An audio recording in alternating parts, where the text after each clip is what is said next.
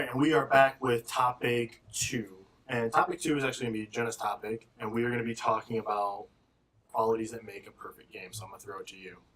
Okay, yeah, I'm wondering what, to you guys, a perfect, and this is your own subjective, feelings on a perfect game. This isn't set in stone. Right. What qualities, to you, really make it a perfect game?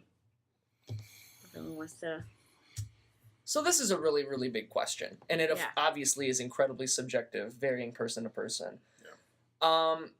I think to start, a good way to approach this would be to say, what games would we individually consider to be either incredibly influential or such a fine example of what it is, either genre-wise or just gameplay-wise, that it is the pinnacle, or at least close to the pinnacle of what it's trying to present. Well, see, that's different for me, because if you're talking about influential game of its kind, that's going to be different than one of the games I consider like almost perfect for me. Okay, so as an individual game, what's a perfect game to you? Okay. Well, what game do you consider perfect? Okay, there's no game that I consider perfect. So I'm just gonna. There's a disclaimer right there. There's no game that's the closest game. There's a game. I really, really enjoyed The Last of Us, and I think that's because of the storytelling and the immersion and the experience I had from it. Okay. Mm-hmm. I like that you immediately pointed out the storytelling for that, because that's obviously considered one of the best story-based games that's come out probably ever. It's plenty of top 20, top 10 lists. And character-wise, too. It's fantastic characters. And voice acting is awesome. Naughty Dog is always killing it. Killing it, yeah. For the second week, we're talking about Naughty Dog again. We'll probably talk about Naughty Dog every week. Yeah. So, you brought up storytelling. We brought up voice acting. And that's a really, really good place to start, because when it comes to a game being considered perfect in its own way, I think being of a certain degree the best in some way, shape, or form in certain categories can qualify it as being one of the best of all time. So, The Last of Us, for example, while a lot of people complain like the puzzles are boring and lame, and Ellie does nothing in the game, which is pretty much true. And sticks up for herself. You don't gotta save her ass. In the game itself, in the gameplay itself, she's kind of just there. Okay, yeah. And then the combat isn't as polished as it is in Uncharted.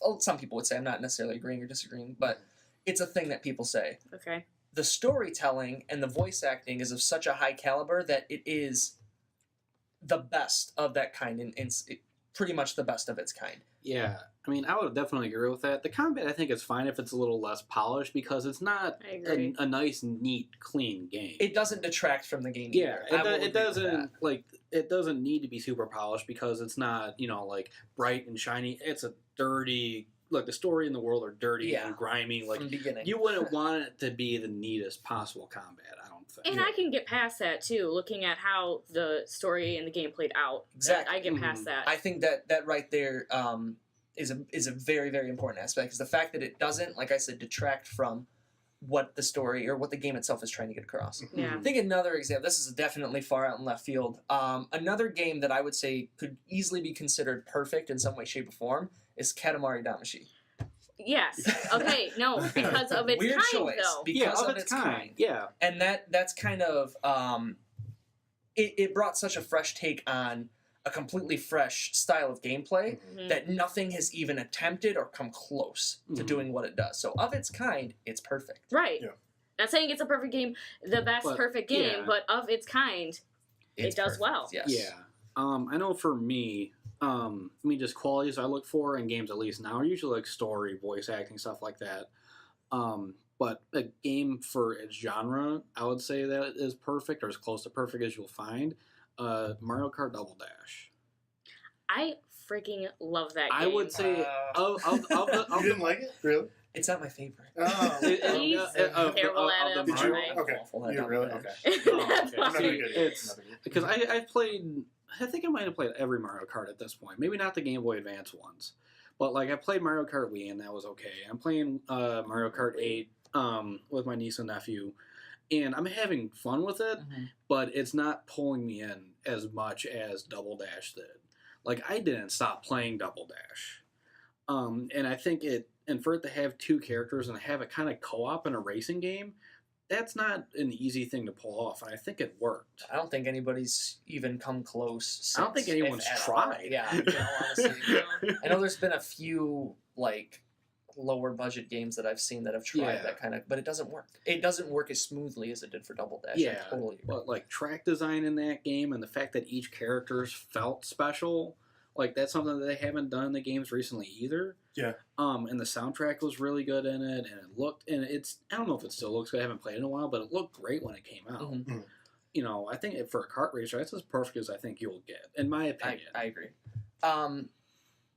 Going off that, we've mostly been talking about story-based games, and then that's kind of like another wrench in there. But one that is currently taking me by surprise because A, it's a first-person shooter, and B, it's an online-only shooter.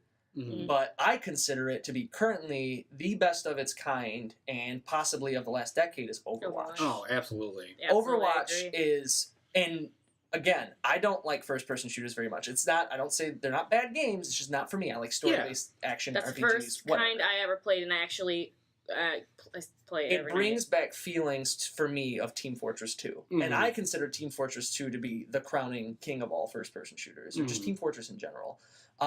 It's the one that, 10 years later, almost 10 years later, People are still whenever, playing it. I still go back to it. When Yeah. I need a game to play and there's nothing to play, I play Team Fortress 2 Yeah. for hours.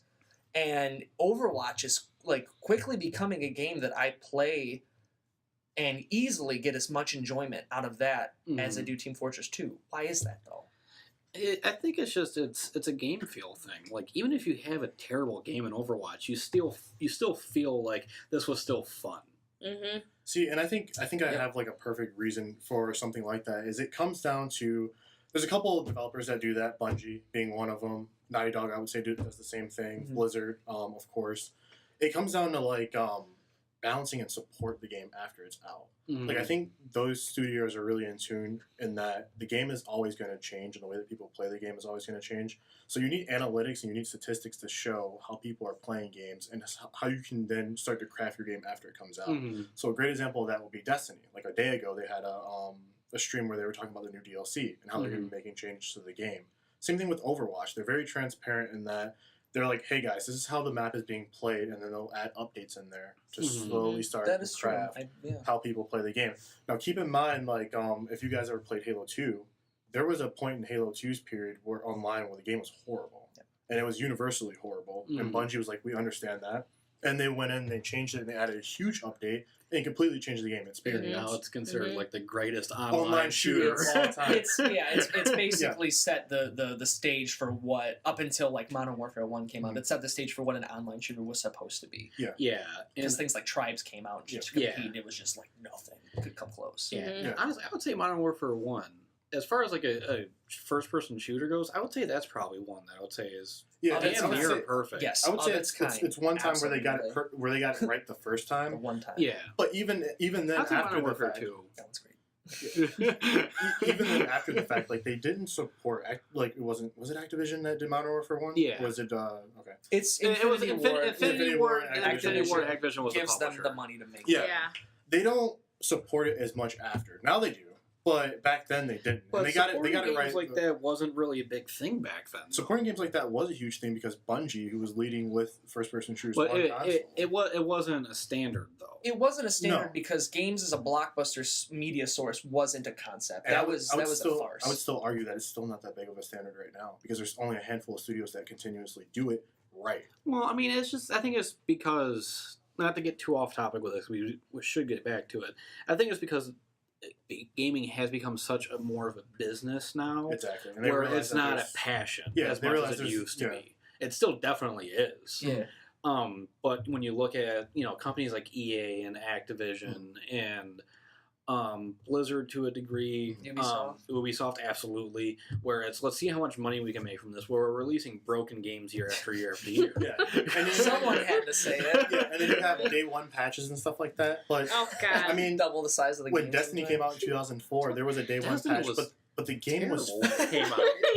But now it's a juggernaut. Yeah, But no, exactly. I mean, keep in mind though, like when it first came out, the amount of people that were playing it was still huge. It's still one of the most successful launches ever. It's still Yeah. there. It's and it's still doing like alright. one of the most played games by a significant amount. So That's true.